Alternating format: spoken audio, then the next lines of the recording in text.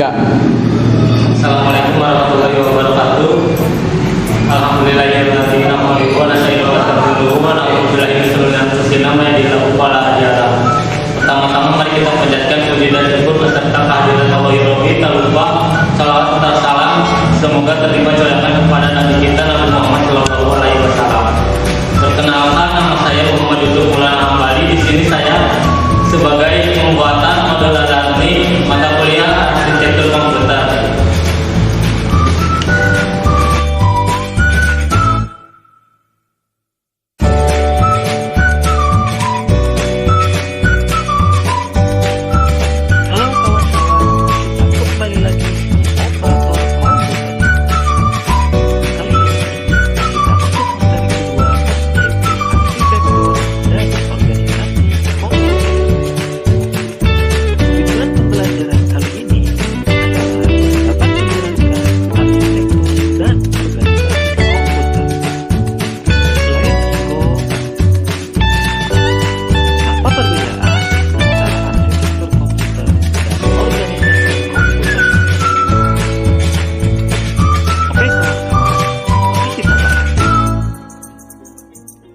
Arsitektur komputer merupakan konsep perencanaan dan struktur pengoperasian dasar dari sistem komputer. Sedangkan organisasi komputer merupakan unit operasional atau komponen penyusun sistem komputer dalam merealisasikan aspek arsitektural. Selanjutnya, arsitektur komputer contohnya adalah instruksi, aritmetika yang digunakan, teknik pengalamatan, dan sedangkan organisasi komputer contohnya adalah teknologi hardware, perangkat antarmuka, teknologi memori, dan sinyal kontrol. Sehingga dapat diketahui organisasi komputer dan arsitektur komputer punya keterkaitan. Sebuah rancangan pada arsitektur komputer bisa direalisasikan jika terdapat organisasi komputer. Nah, seperti apakah arsitektur komputer itu? Mari kita bahas. Apakah kalian tahu siapakah dia? Pasti masih asing kan? Dia adalah John von Neumann, arsitektur von Neumann. Arsitektur yang digunakan oleh sebagian besar komponen komputer saat ini. Arsitektur von Neumann terdiri dari input, CPU, memori, dan output. Pertama-tama, kita bahas tentang input.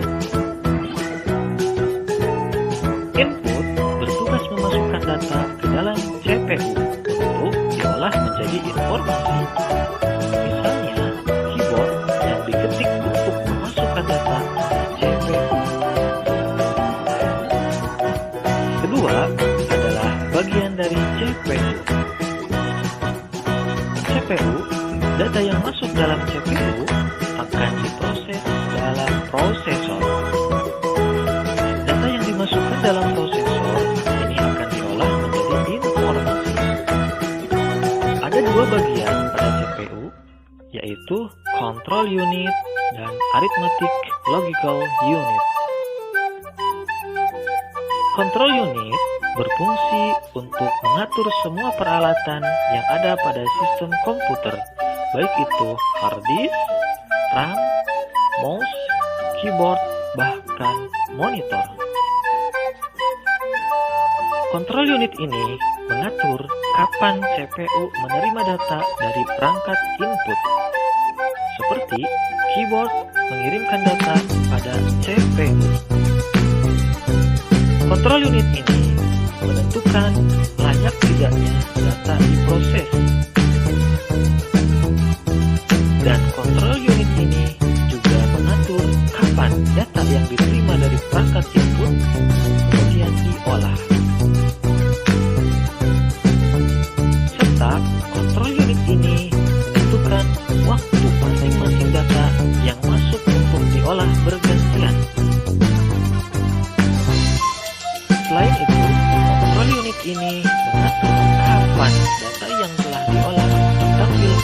kepada perangkat output. Kontrol unit ini menentukan informasi yang ditampilkan dari hasil pengolahan data ke perangkat output. Selanjutnya, arithmetic logical unit yang melakukan operasi.